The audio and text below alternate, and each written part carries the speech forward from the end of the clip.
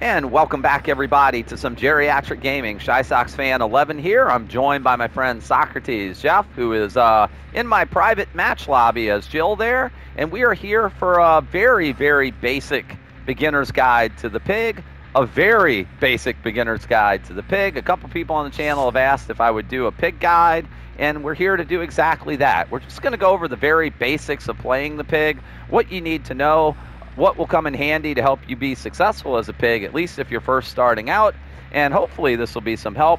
Obviously, this is not the be-all, end-all guide for pig play, but I do have a lot of experience as her, and hopefully, again, what I go over here will help you somewhat as you learn to play what I think is one of the more fun killers in the game to play. So first of all, we're going to take a look at her basic info, and she's got a great backstory. If you haven't seen the Saw movies, this backstory right here will give you a little bit of information as to who the pig is. It's Amanda Young, so you're actually playing as a female killer, one of the first and few female killers that are actually in the game. And let's take a look, first of all, at her basic stats. So, yeah, her attributes. She is a 4.6 per meter per second killer. That's basically 115%. Survivors run at 100%, or 4 meters a second. So the 4.6 meters per second attack or movement speed is basically going to be in line with most of the killers on the roster and all of the killers who do not have some sort of ranged attack. She has a 32-meter terror radius. That is also pretty much the standard or average for most of the killers on the roster. It used to be lower, but at some point over the pig's lifetime, they actually increased her terror radius along the way. And she is of average height, so we're not talking about a plague or a nemesis that is going to have difficulty with mind games because, well, they're so big you can see them a mile away. Pig says average height, but I tend to think she's a little bit more on the smaller side of killers, and this will help you a little bit because you are a stealthy killer, or at least you're intended to be stealthy. You have, as part of her powers, we have Jigsaw's Baptism. That's basically the reverse bear traps. We'll talk about those in a minute. And she has her crouch ability. That's her stealth ability. Whenever you press the active ability to crouch, depending whether or not you're playing on PC or on console, those buttons will change. Whenever you crouch, that is going to put you obviously into a crouch status. Whenever you are crouched, you are going to be gained or granted the undetectable status as long as you stay crouched. However, as you see here, it says you move at a slower speed while crouched. So we mentioned you're moving at 4.6 meters a second when you are not crouched. When you are crouched, you're moving at 90% speed, or 3.6 meters per second, which means you're moving slower than survivors are. My tip is that the crouch should be used somewhat sparingly. You want to use crouch when you're getting closer to where you think survivors may be at. You might have information from a perk like Nurse's Calling that someone's healing, possibly from discordance that multiple people are on a generator, possibly from surveillance that someone's gotten back onto a generator. Whatever the case may be, if you know somebody's in the area and you want to kind of get the jump on them, you can crouch, but you obviously and definitely do not want to use her crouch ability to go across the map. If you do, that's going to be very bad, particularly if you're on one of the larger maps of the game, like, let's say, Mother's Dwelling, for instance. It will take you forever to get from one side of the map to the other, and that's just going to be very bad because the pig is not a killer that can afford to give up time. She's somebody who needs some stall, and the more time that you waste crouching across the map, the worse it's going to be for you. She also has a special attack. That's going to be the ambush attack. Again, you'll hold the attack button while you're crouched to perform an ambush attack. You cannot do the ambush unless you're crouched, obviously. Her dash attack is an attack that moves you at 172.5% of survivors of speed. And again, survivors moving at 100%. The dash attack will have you moving at 6.9 meters per second as compared to survivors' 4 meters per second speed, and as compared to your normal 4.6 meters per second. Your dash will last 2 seconds. There's a 2-second cooldown if you miss by default, and there's a 3-second cooldown on your ambush attack if you land a hit. Now, again, these are default numbers. If you're crouching, it takes 1.3 seconds to crouch, and it takes a little under a second, 0.75 seconds, to actually charge your ambush attack. So basically you're looking at slightly over 2 seconds to both crouch and ambush attack if you do it back to back before you can actually start your ambush attack on a survivor. So the ambush attack is an attack that you want to use situationally. It's not an attack that is something like a pyramid head attack that you can kind of spam. It's not an attack like the Huntress's hatchets that you can basically use wherever you have an opening.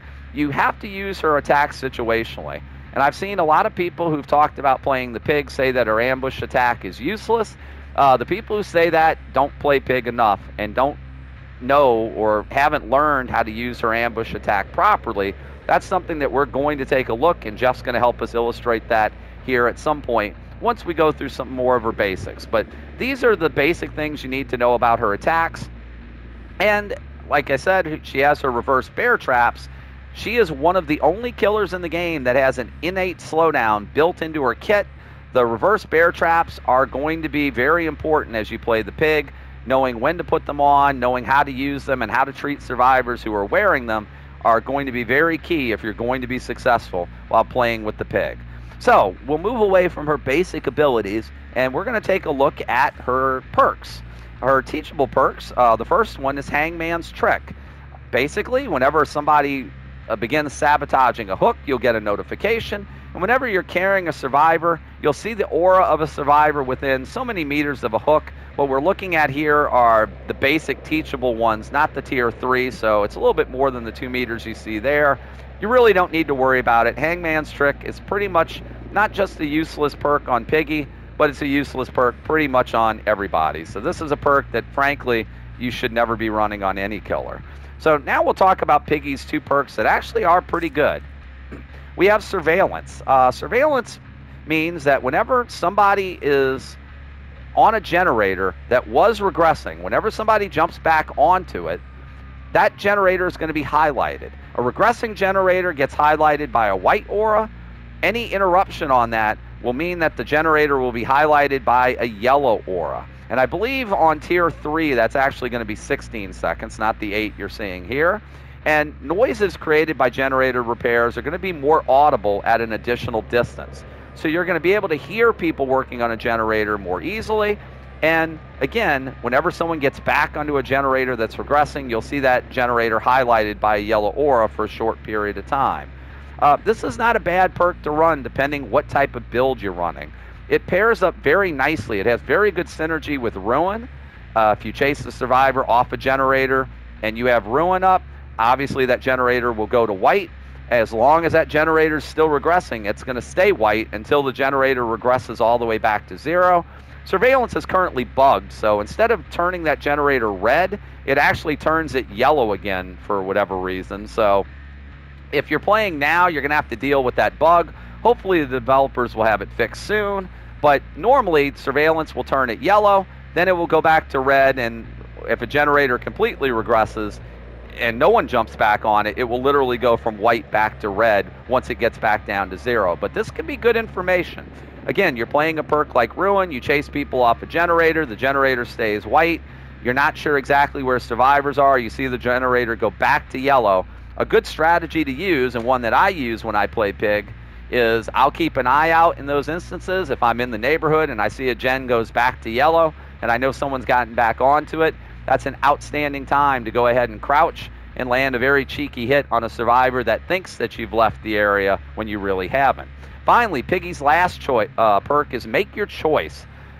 Whenever a survivor rescues someone from a hook and you're at least 32 meters away, Make Your Choice will make the survivor scream who does the rescue and will give them the exposed status. At tier 3, it is 60 seconds for them to be exposed, and plus it has a cooldown of that length as well.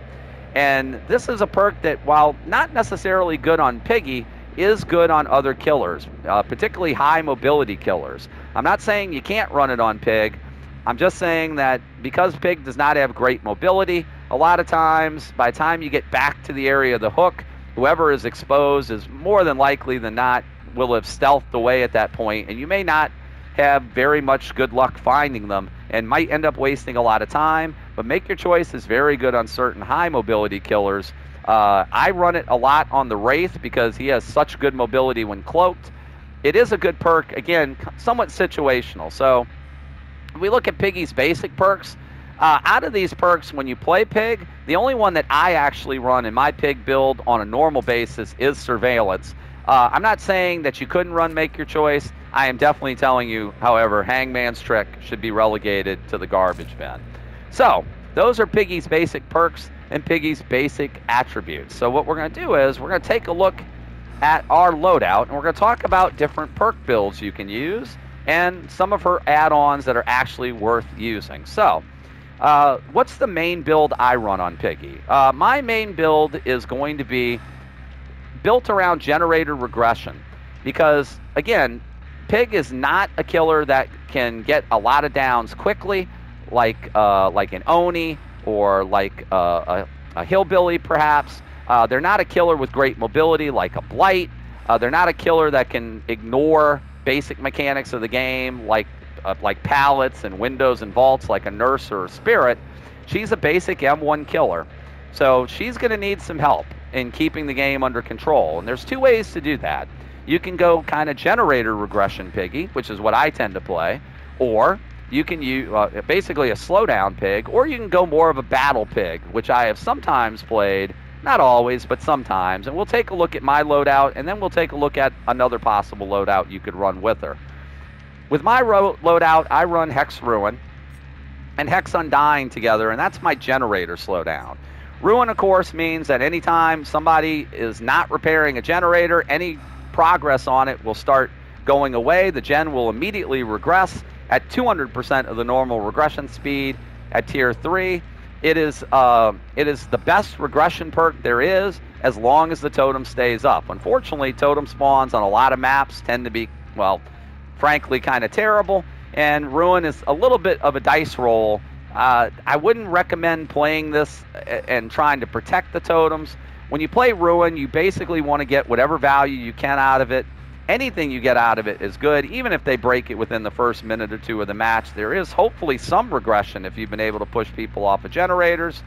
But again, be forewarned, this is a perk that can be a hit and miss, and sometimes it's gone very early in match. But I find it's the best for me with my particular play style. To keep Ruin around, we have Hex Undying. Hex Undying is a Blight perk. And Ruin, of course, is a Hag perk if you have the Hag, and I assume you do to level her up because, again, it's one of the best perks in the game. Undying is one of the Blight's perks. The way Undying works is that whenever it's active, any survivor within 4 meters of a dull totem at tier 3 have their auras revealed, which is a nice little tip. And again, as a stealth killer like the Pig, you see somebody working on a dull totem, you can stealth up to them and maybe yank them right off the totem. I've done that before. So that's a nice little side bonus of running Undying. But the main thing we're looking at is that whenever another Hex totem is cleansed, that Hex transfers to Undying, and it deactivates Undying. It also transfers tokens. That is very important to keep Ruin alive. It basically gives Ruin a second life, meaning they're going to have to break 2 totems to get rid of Ruin instead of just 1. It's a way to keep your Ruin up longer and, again, extend the game. And I feel like when you play Pig, you're not going to have quick matches. Matches as the Pig will tend to drag on a little bit. So you definitely will need something to kind of extend those matches, and Ruin and Undying is usually a good combo for me. We talked about Surveillance. Surveillance, of course, will highlight someone, a generator that's been had its regression interrupted. It'll highlight it with that yellow aura for 16 seconds at tier 3. So again, running Ruin, I chase someone off a generator, someone jumps back onto it. Surveillance will let me know by highlighting it with the yellow aura. So that pairs up very nicely with Ruin and has good synergy with it. Now, the 4th perk on this regression build can honestly be any number of different perks you want to run. I run Barbecue and Chili for a couple reasons. The main one is because of the blood points. It's such a grind in this game. If you played it at any length, you realize how many blood points it takes to do anything. Obviously, Barbecue, a Leatherface perk. Anytime you hook an individual unique survivor, you'll get a token. Every token you get a 25% stackable bonus to all your blood point gains, up to a maximum of 100%. It's awarded post-trial, which means that you will get basically double blood points if you hook all 4 survivors. It's very, very useful in alleviating some of the grind, and it also will give you those aura readings. And sometimes as Pig, it'll give you an idea of where to go and look for your next chase. Sometimes it'll let you know who might be headed towards a jigsaw box to try to get a trap off. The aura readings can be helpful. Now, if we had to switch around, what could you possibly run in addition to this instead of barbecue and chili? There's a number of perks that you could run. Nurse's Calling would let you know whenever people are healing within 28 meters at tier 3. And again, as Piggy, you have the ability to crouch, and you have the ability to hide your terror radius, so that can sometimes be useful. A lot of pigs will run Monitor and Abuse. Monitor and Abuse, as we will pull it up right here, is a perk from the doctor. Monitor will decrease your terror radius by 8 meters whenever you're not in a chase, dropping it to 24 on the pig, and it increases your field of view by 10 degrees. So again, if you're playing stealthy, this is a way to kind of help you sneak up on survivors a little bit easier. Another perk that's good to run on Pig, and I see a lot of Pig players run, is Save the Best for Last. This is a Michael Myers perk. You have an obsession. Anytime you hit somebody that's not the obsession, you get a token. For every token, you get a 5% decrease to your basic attack cooldown, upwards of 8 tokens, which means if you get a full 8 tokens, you'll have 40% cooldown decrease on your basic attack, which is very helpful at times. If you hit your obsession with the basic attack, you'll start to lose tokens. However, with the Pig, you can use her ambush attack, and using the ambush attack means you don't lose tokens. So that's one reason I see that other people will use it on Piggy. And another perk that you can use, I see Pigs run Brutal Strength for breaking pallets. Anything that helps you to eat through pallets, and that's one of them. Enduring is another perk you can use. Brutal helps you. That's a trapper perk.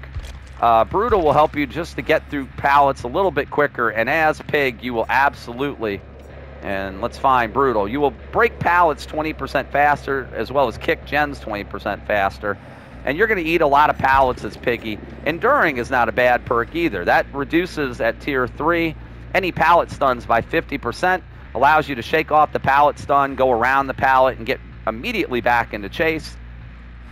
Again, at tier 3, this is a Hillbilly perk. These are all pretty decent perks to run on Piggy, even with this particular build. If you don't want to run Ruin and Undying, if you want to avoid the random RNG of the traps, then there is another option to that. It's not one I particularly like to run, and I can explain why in a second, but that would be Corrupt Intervention. That's a plague perk. Corrupt will block the 3 generators furthest away from you for the first 2 minutes of the trial. That lowers the area you have to patrol at the beginning. It forces survivors to split apart in search of generators to work on. Again, in a game where you need some slowdown, Corrupt is good slowdown, but it will leave you with only 3 perks for the remainder of the match once it's run out. Usually if you run Corrupt, you don't want to run it with Ruin, because Corrupt will just push survivors to start looking for things like totems, and you don't want them doing that. The perk you probably want to be running with Corrupt would be the Clown perk, Pop Goes the Weasel. Anytime you hook somebody, you find a generator and kick it, then that generator will instantly lose 25% of its progress before it starts to regress. You have 45 seconds after the hook to do that. That is another combination that you can run. I'm not as much of a fan with that, mainly because Piggy does not have great mobility. And sometimes what I find is that whenever I run Pop, I try to go to a generator, and when I get there, the generator pops right before I can get there to pop it. Or there are times you just won't find a generator to pop, and if that's the case, well, more reason to be sad. Pop will go to waste. Again, Corrupt and Pop is not a bad backup if you are not comfortable with the idea of the totem staying up in your match. And there's always the possibility you can run Ruin and Pop instead of Ruin and Undying. If you do that, again, the chances Ruin is broken is obviously going to be much better, but you will have Pop as a backup. These are all possible options. Now, there is also the Battle Pig, and we mentioned a couple of these perks already. If you're playing Battle Pig, That's a pig that's not really going to worry about regression. It's basically going to be a very aggressive pig that is going to want to get as many downs and as many injuries as possible. That particular build, I would recommend running brutal strength, which we already talked about, to eat through pallets. Enduring, which we already talked about, also to eat through pallets. Save the best for last, which we talked about for obvious reasons again. The more stacks you get, that'll allow you to continue to attack people quicker. And again, for that build, Corrupt Intervention would be a good 4th perk, or a good 4th perk on either one of these builds would be Sloppy Butcher. And again, it's another perk that just adds to the slowdown that you need as Pig. With Sloppy Butcher, anytime you hit somebody with a basic attack, so your ambush attack won't count for this, but your basic M1 attack will. Your survivors will have the mangled and hemorrhage status effect. They're going to bleed more, and it's going to take them a lot longer to heal. And again, anything that causes survivors to do other things other than generators when you're playing as Pig are a good thing. So, those are her perks. Those are some of the loadouts I would recommend as Pig. I'm not saying those are the only ones. Obviously, other people have found other perk loadouts and other ways to play the Pig. This is just my own personal favorites and my own recommendations as ways to go ahead and have successful matches as her. So let's take a look really quick at her add-ons. And we have her 2 best add-ons loaded up already. Most of Pig's add-ons, like a lot of killers, tend to be mediocre at best, garbage at worst.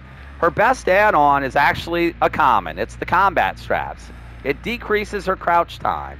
By default, Pig's crouch time is 1.3 seconds. This says slightly decreases. I'm not exactly sure on the exact numbers, but it makes a big difference when you can decrease that crouch time, especially when you're trying to land ambush attacks. It's not so much for crouching for stealth purposes, but it is more important for when you're trying to use her special attack, because you have to get into crouch first, and anything that lowers that time is incredibly helpful. The add-on that pairs well with the combat straps is the videotape. The videotape will decrease the ambush attack charge time and the cooldown should you happen to miss it. Again, very important for that charge time to be decreased when you're trying to hit somebody around a loop, and we'll illustrate that here in a moment with the ambush attack. That is going to be an important add-on for you to run. These 2 I find are her best add-ons if you're just looking to play basic Pig, and they work with whether or not you're playing a slowdown Pig with generator regression, or if you're playing a battle Pig that's just aggressively going after people. This is probably better, maybe better with the attacking Pig, but like I said, I run these add-ons all the time with my slowdown Pig build as well. Other add-ons, and we will just quickly take a look. The videotape is actually 2 commons put together. John's medical file has the decrease of the ambush charge time. The shattered syringe will decrease the cooldown. So if you don't have a lot of combat straps, or you want to try to not use them as often, or if you don't have that many videotapes, you could use either one of these or both of them in combination to decrease the charge time. Other add-ons that work for the Pig, the Last Will is a good one. That will give you an additional bear trap. You start with a default of 4.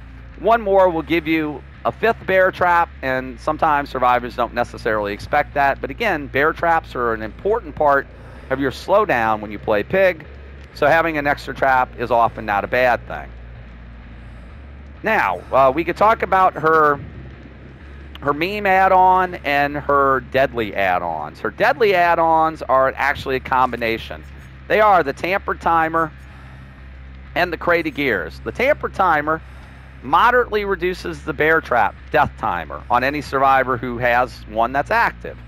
What does that mean? By default, a reverse bear trap, once it's active, has 2 minutes and 30 seconds until it goes off, and the survivor wearing it is dead if they can't get the trap off their head.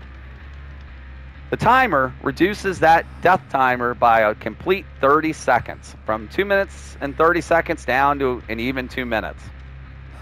It may not sound like much, but when you combo that up with the Crate of Gears, the Crate of Gears considerably increases the time it takes a survivor to search a jigsaw box. As another side effect, it will decrease the time it actually takes to trap a survivor when you're putting a trap on their head. The main thing to focus on here is the time it takes them to search a jigsaw box. People have done some studies on this and have done some testing in private lobbies. And if you have an active trap and you have the Tampered Timer and the crate of gears, it is almost impossible. Even if you do not harass people off of a box, it is almost impossible for a survivor to check all 4 boxes with the Tampered Timer crate of gears. This almost guarantees a head pop if a key for a survivor is in a 4th box. And again, that does not take into account survivors being pushed off of boxes, survivors doing things like healing up with an active trap, unhooking other survivors. Anything a survivor does that eats into that time can absolutely result in a head pop. And the best part about this combination is survivors really are not going to know you have it until it's too late. Once the timer's running, they might notice it's running a little bit quicker. They might notice that you put the trap on their head a little bit faster. They might notice it's taking them a little bit longer to search a box. But a lot of times, I've found in my experience, survivors really don't know. And I've gotten many head pops playing this combination, and it can be very, very deadly. I try not to play it too often because it, to some extent, is almost a little bit unfair. But if you want to be a little bit spicy with your pig build, these two together make for a very, very nasty combination. Finally, the other 2 add-ons that I think are moderately useful, Jigsaw Sketch will put an additional box into the map for survivors to search. So instead of 4 boxes, there will be 5. And finally, the meme build is Amanda's Letter.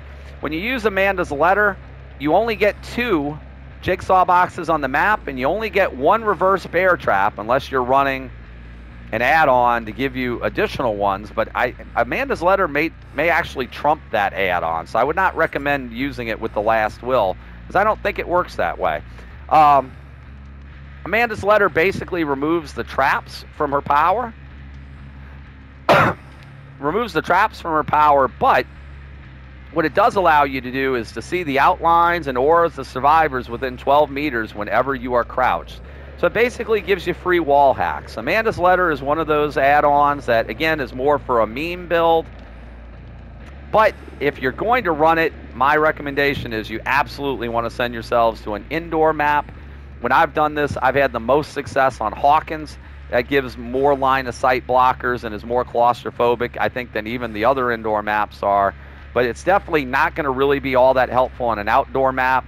Definitely very useful on indoor maps and can give you lots of surprise hits and lots of surprise survivors if you're running this. But again, more for meme builds than anything. If you want to play pig seriously, again, combat straps and videotape, those are going to be your 2 best add-ons. So before we jump in, we're going to do one last thing. We're going to take a look at our ambush attack, because that's a main part of pig. And I think to play pig successfully, you need to know how it works. But one thing to talk about again is her crouching, her terror radius, and her stealth. Out of the stealth killers, the pig is the worst of the bunch. Myers is much more effective in Tier 1 and even in Tier 2.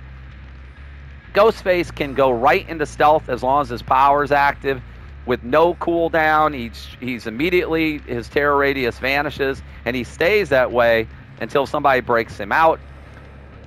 There are better stealth killers. The Wraith, whenever he's cloaked, again, no terror radius until he uncloaks.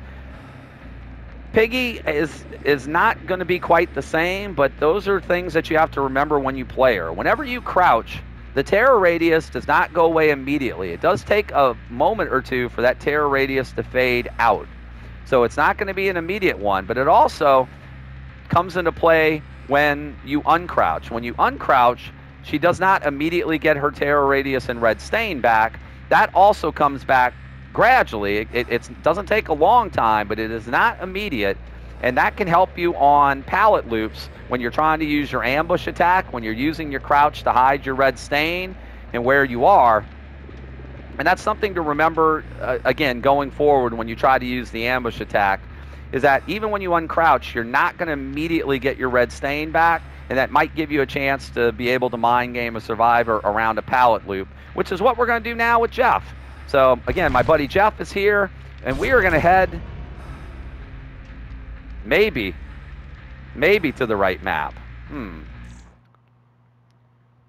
Let's find out. We may be headed to the right map, or we might be restarting. I'm not sure if I put the right map on. Say hello, Jeff. Hello. Okay, Jeff is going to be with us. We're going to try to go to Glenvale. We had it loaded in before, but I might not still have it loaded in. We'll see if it still has us on Glenvale or not. We're going to Glenvale because there are a lot of loops on Glenvale that are not particularly safe. A lot of pallets that are not particularly safe. Plus, it's a nice, bright map. It'll be nice and easy to see what we're doing here and ways to play pallets when you're Piggy and how to use her ambush attack correctly. Because that's probably the main thing that I can implement here or try to get across is how to play that, because a lot of Pig players who try to play Pig don't use the ambush attack. And that's a shame because it can be a very, very devastating attack when used properly. And sometimes even not using the attack. Hey, we are in Glenvale. So we are spawned here right by the Hangman's Noose. We're going to meet Jeff over by the front of the saloon. We're going to ignore that hatch right there. So we're going to wait for Jeff to come up. So we're going to crouch. Now, if you note, when I crouch, I'm not undetectable immediately. When I uncrouch, you can see my undetectable is fading in and out. And there's Jeff. So we found a survivor. So this particular loop, if we can take a look, is not a particularly strong loop. It has a pallet. It's got a long side. It's got a short side. So we're going to chase Jeff around this pallet. Jeff is not going to drop the pallet because he's brave. But he's here, so what we're going to do is we're going to crouch. So what you want to do is ideally when you have a survivor in a loop, you want to try to get them where you are in the pallet. You can do this outside of the pallet, but as you can see, this is such a big loop. Jeff cannot see me. And with my red stain hidden, he's not going to know which way I'm coming from. So I'm going to stand up for a second. Jeff, run around the loop again, but don't drop the pallet. All right. So Jeff is here. You're going to want to crouch, ambush, and there you go. So what we did there, we'll let Jeff heal up there real quick. Jeff, you can use that med kit. So what we're going to illustrate while Jeff is healing up, we've crouched, we're undetectable. We have no terror radius, no red stain. If our survivor is over here, he's not going to be able to see us, and he's not going to see a red stain, and he's not going to know what direction we're leaning. So what you want to do is you want to hold your crouch button, get down in your crouch, hold your ambush attack button, which I'm on console, it'll be R2, and ideally you want to try to fake. So just in case they kind of see you going one way, you want to go one direction and then try to pop back the other. So again, we go one and then go the other. We have enough of a distance with it. You can heal up again, Jeff. We have enough distance there to be able to do that. And this is on a decently sized loop. Now what you have to recognize is that there are loops on the map, and I'm not sure if we can actually find one, but there's definitely places. It doesn't always have to be at a pallet loop. It's just the easiest place to do that because a lot of survivors will camp pallets. Can you do it at other areas of the map like this? Sure you can, but as you can see, something like this is a little bit longer with the debris and everything in the way. There will be loops that you'll find are a little bit too long to be able to hit somebody at. If they're at a short part of the loop, now here, if he's on the other side of this loop, he's going to be able to kind of probably maybe see me. Can you see me, Jeff? Yeah, I can see you. Yeah, so you can see, but on a short loop, it really doesn't matter because your ambush attack is so quick, you should be able to land it anyway. All right, we're going to let Jeff heal up because survivors will know what to do against the Pig in certain instances. So ideally what you want to do, if you chase a survivor to a loop like this where the pallet is not terribly safe, you want to try to chase them so that you can get inside the pallet. If you try to do it from the outside, this is possible, but the survivor can always drop the pallet, and then it's a 50-50 on what direction you go with. So this is what Jeff's going to do. Sometimes survivors are smart, and they know that you've used the ambush attack, so what they're going to do is that they're not even going to wait. They're not going to wait for you to go ahead and charge up your attack. They're just going to run. So that's what we're going to do is, Jeff, you're just going to run. When you see me getting ready, let's run around the pallet. So as I start to duck down in advance to get ready, and where's Jeff at? Oh, Jeff has already run. As you can see, my ambush attack is already gone. At this point, Jeff has got himself to a safe area in the building. All right.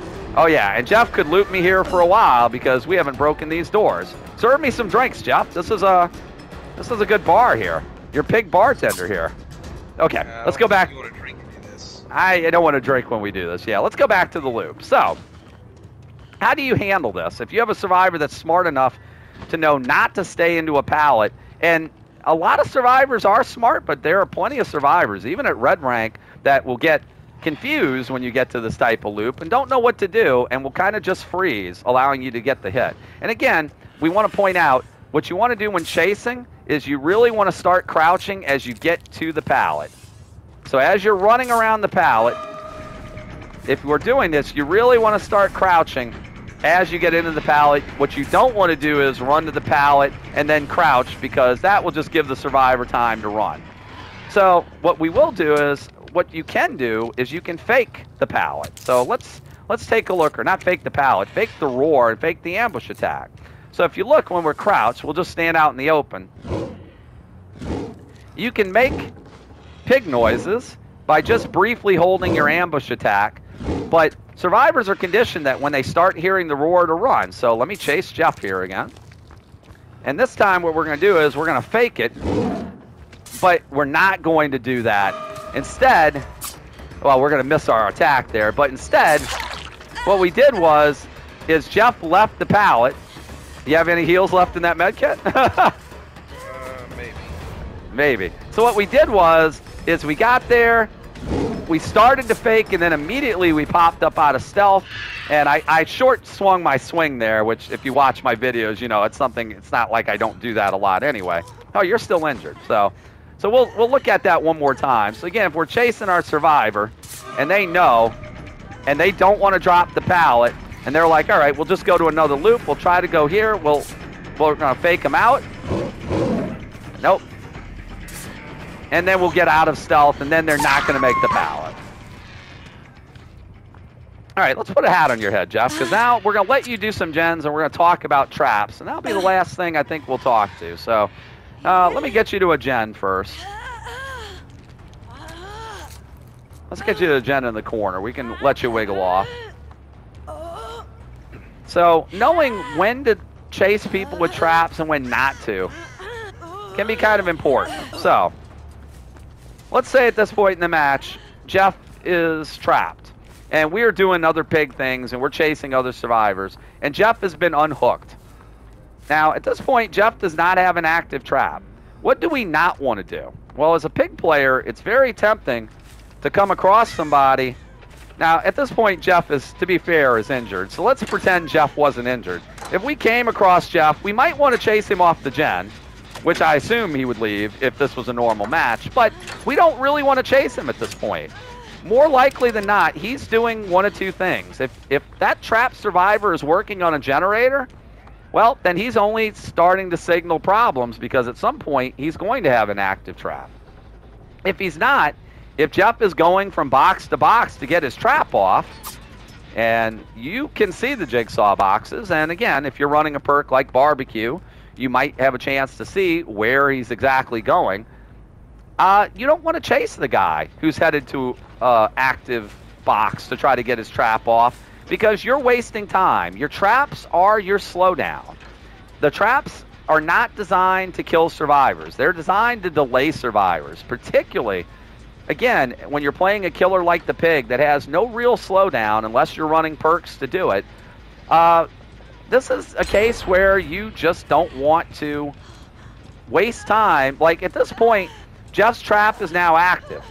It's a little different story, but before we didn't want to chase him. Now, do I want to chase him with an active trap? Not really. You might want to run to that box, Jeff, just to be safe. I'm trying to get this off. What's that? You're not going to try to get it off? Actually, you don't. You don't need to. You can go. Do whatever you want while we talk. So here's the thing with the traps. Me chasing him, as you note, his timer His timer is beeping. It shouldn't be beeping. Why are we not in chase? I think you need to run for us to be in chase. Run? Okay. As you note, his timer went from red to white. So if you're chasing somebody with an active trap, that's a waste of time. Their timer's not going to go down. You're not going to kill them this way unless you actually down them, and maybe they drop a pallet in your face. So this type of chase is basically meaningless. You're just going to lose time whilst other survivors are doing stuff. Now, granted, if they're injured, you might down them, but otherwise, you're not going to get them killed. You need their timer to be active, which means you need to be harassing other survivors. I'm going to go close this pesky hatch. All right, Jeff, time to go open a door. Where'd you go? Did you go to the... Which door are you at? Oh, there you go. Yeah, head to a door. The only exception with this is when the end game's powered, if you know someone has an active trap, well, they're going to have a bit of a problem because, as Jeff's going to illustrate, with the hatch closed and an active trap, Jeff has one possibility of escape, except it's not the door. Active traps, people with them on, they can get through the hatch with an active trap. So if you're playing Survivor and you have an active trap on your head and you're in the end game, the hatch is your only friend. If you do not have a hatch possibility and you have an active trap, well, this is what's going to happen. You're going to try to go out, and the trap is going to say, sayonara. Bye-bye, Jeff. Have a nice day. And that's the end of him. All right. Entity displeased. How could you be displeased with such a wonderful ending to a nice pig trap like that? So, when do you chase people with traps and when you don't? It's situational. When I play pig, the only time I will actually chase somebody with a trap is usually if I have no other choice. In other words, there are matches where I have multiple people trapped and I come across somebody with a trap on their head and they're my best chase, and I'll take it. If I have other options, I'd rather chase the people who don't have traps on their head. If you have someone with an active trap, it's fine to chase them off a box. If you're chasing another survivor and you see a survivor trying to get a trap off that's on a box, absolutely chase them off the box, because any progress that a survivor makes towards a jigsaw box is gone unless they finish that entire activity in one go. They're going to have to restart searching that box or any box all over again. It's not like a chest where you can go back to it and pick up on the progress. They'll have to start all over, and again, depending on how many boxes they've searched and how much time they've wasted, that could literally be the difference between life and death. I've had survivors that will jump onto a box right in front of me after they've been unhooked and they're injured, absolutely down that survivor, though my recommendation is just to leave them there. That's going to mean another survivor is going to have to come and pick them up unless they have Unbreakable. And again, that's just going to contribute more to the slowdown, and that you'll have more survivors wasting time that they're not doing generators. And that's what your traps mainly serve as. They are designed mainly to slow the game down, to keep people from doing generators, or if people do generators, to force those people to have consequences to doing them. The other question I guess I can answer is, when do you trap people? I've seen some people say that when you play the pig, you save your traps to the end. I think that's a terrible usage of the traps. The traps are there to slow the game down. The last thing you want is to see the last generator powered and you still have traps left, because at that point, your traps are worthless. If you put a trap on a survivor after the last generator is powered, it's completely useless. It will never get powered, and a survivor can waltz out the exit gate with that trap on their head with no consequence whatsoever. Don't waste your traps by sitting on them. Use them early and often. The best case scenario when you play pig is to find a survivor, to down that survivor and get a trap on their head before the first generator pops. Or at worst case, if you have to do it after the first generator, that's fine too. But immediately at that point, you know that when the next generator pops, whether it's the first or the second, that survivor is basically going to be taken out of the game. Survivors with active traps will not do totems, will not do generators, and are hesitant to do rescues or heals unless they kind of have a death wish or are very confident that they'll get that trap off in an early box. Survivors who have traps that aren't active will tend to immediately go for boxes right off the bat to get that trap off their head ASAP. And again, if you have, let's say, 2 people trapped in the early game, even if they haven't popped a generator, that's 2 people that are presumably searching boxes that aren't working on generators, giving you the opportunity to get the slowdown you need, to get the hooks you need, to get pressure on a team, to get the game to go into your favor rather than the survivor's favor at that point. So absolutely, I feel that you should use the traps early and often. I have so many games where all 4 of my traps are gone relatively soon, but usually those are games that give me enough slowdown where even if I lose my generator regression perks, or if I'm running the battle pig type of build, that gives me enough slowdown to keep the gens from all getting done before I can get enough hooks to get enough pressure to get the win. So that's pretty much it for any pig related questions that I can think of for this very basic beginner's guide to the pig. Please feel free to drop any comment below. You have any questions, any comments about what you'd like to know about how the pig works, how is best to play her, any suggestions, any ideas that you think would work on pig, anything that you'd like to add from your own pig experiences, anything that you want to add. And again, I'm happy to answer any question in the comments below about anything I might have missed over this guide. Again, this is meant to be a very, very basic beginner's guide to the pig to help you play them at least somewhat effectively if you're just picking her up. Again, she's a fun killer to play. We might do some other guides like this in the future. I'm not sure. Pig is the person I'm the most comfortable with, so that's the killer I felt the most experienced enough to speak at length about. But I hope you enjoyed the guide. Please consider hitting the like and subscribe button while you're here. We do put up new videos on a daily basis. And you can follow us over on Twitch at Geriatric Gaming 11 and get notified when we go live there to check us out with some pig rounds as well as some Survive with Friend rounds with my friend Jeff and others. Until the next time, thanks so much for watching the guide. Hope this was helpful. We'll see you in the next Dead by Daylight. Have a great day.